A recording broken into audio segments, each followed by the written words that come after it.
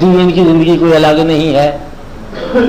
بہشت کروڑ میل دور ہے, کروڑ سال دور ہے. فیصلہ ہم آج ہی کر رہے ہیں اس کے حاصل کرنے کا. بات سمجھ آئی؟ اس طرح دوزخ ہم نے کسی نے نہیں دیکھا, ہزارہ کروڑ میل دور ہے, کروڑ سال دور ہے, اور ہم آج اس میں داخل ہو جاتے ہیں. بات سمجھ آ رہی ہے؟ تو گویا کہ یہی زندگی دین ہے اور یہی زندگی دنیا ہے. اگر آپ کا رخ دنیا کی طرف ہو جائے اور یہاں ٹھہرنے کی تمنا کر لو تو آپ دنیا دار ہو, اور جہاں سے کوچ کا آپ کو تیاری ہو جائے تو آپ دیندار ہو گئے. بڑی سی بات ہے. دوسرا اس میں بڑا غور والی بات یہ ہے کہ یہ اس زندگی کے اندر اگر آپ کو محسوس ہو جائے کہ کوئی حکم چلانے والا ہے, میرا مالک, اگر مالک کا آپ نے پریزنس جو اس کی موجودگی کو اعتراف کر لیا یا تسلیم کر لیا تو یہ زندگی جو ہے نا آپ کے دین بن گیا. اور اگر آپ نے اس کو تسلیم نہیں کیا تو یہ زندگی جو ہے نا آپ کا دنیا بن گئی. اس لیے آپ دیکھنے والی بات یہ ہے کہ دین اور دنیا ایک عمل کا نام ہو سکتا ہے, ایک جیسا عمل ہے. سمجھ نہیں آئی آپ کو؟ عمل ایک ہے لیکن دنیا بھی کلا سکتا ہے, دین بھی کلا سکتا ہے. دو آدمی یک وقت نماز پڑھ رہے ہیں, ایک دکھلاوے کے لیے پڑھ رہا ہے اور ایک شوق میں پڑھ رہا ہے. جو دکھلاوے کے لیے پڑھ رہا ہے وہ دنیا کی نماز پڑھ رہا ہے, اور جو شوق اور اطاعت کر رہا ہے وہ اللہ کی نماز پڑھ رہا ہے. یہ دنیا ہے, وہ دین ہے. گویا کہ نماز کا پڑھنا بھی دنیا ہو سکتا ہے. بات سمجھ آئی؟ اور نماز کا پڑھنا دین بھی ہو سکتا ہے. اس طرح پیسے کمانا دنیا بھی ہو سکتا ہے اور دین بھی ہو سکتا ہے. اب اسلام نے یہ آسانی پیدا کر لی کہ فیصلہ آپ کی اپنی نیت پر چھوڑ دیا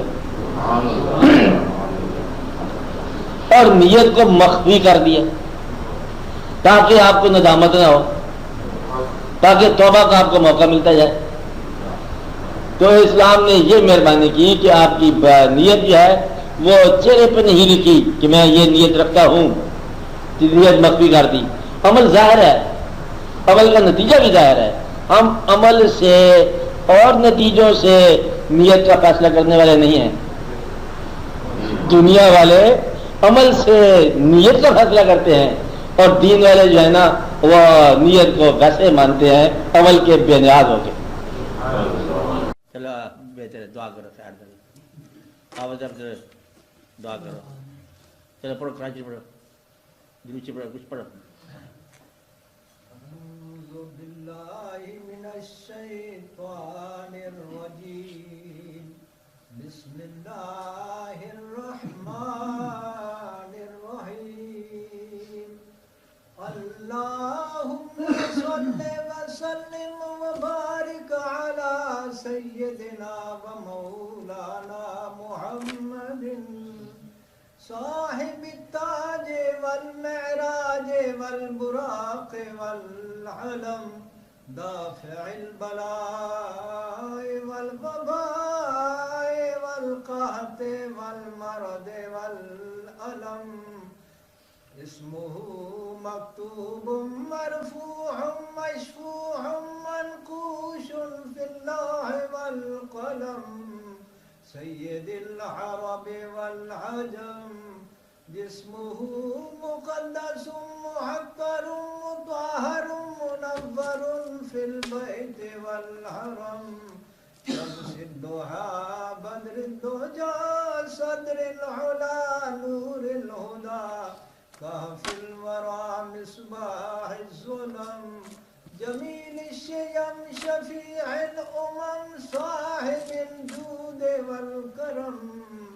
واللہ عاصمہ وجبریل خادمہ والبراق مرکبہ والمعراج سفرہ وسدرۃ المنتہی مقامہ. وقاب قوسین مطلوبہ والمطلوب مقصودہ والمقصود موجودہ.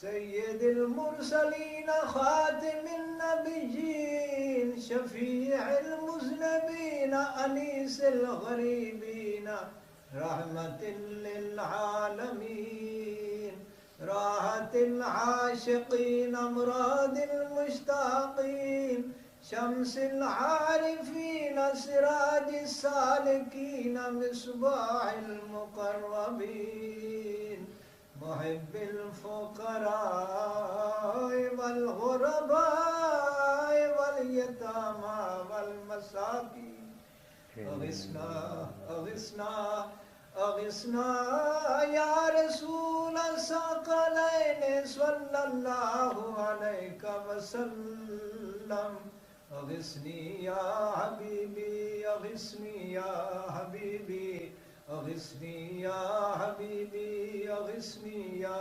حبيبي أغثني يا حبيبي أغثني يا حبيبي أغثني يا حبيبي أغثني يا حبيبي أغثني يا حبيبي أغثني يا حبيبي أغثني يا حبيبي صلى الله عليك وسلم سيد الثقلين نبي الحرمين إمام القبلتين وسيلتنا في الدارين صاحب قاب قوسين محبوب رب المشرقين ورب المغربين جد الحسن والحسين جد الحسن والحسين مولانا ومولى الثقلين أبي القاسم محمد بن سيدنا عبد الله نور من نور الله نور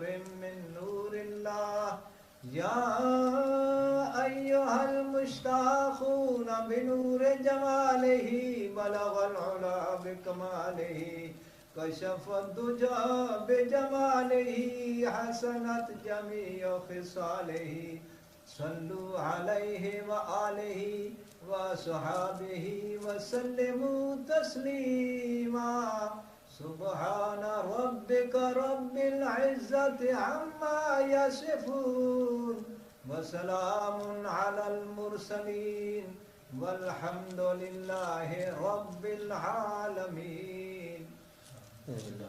دعا کرتے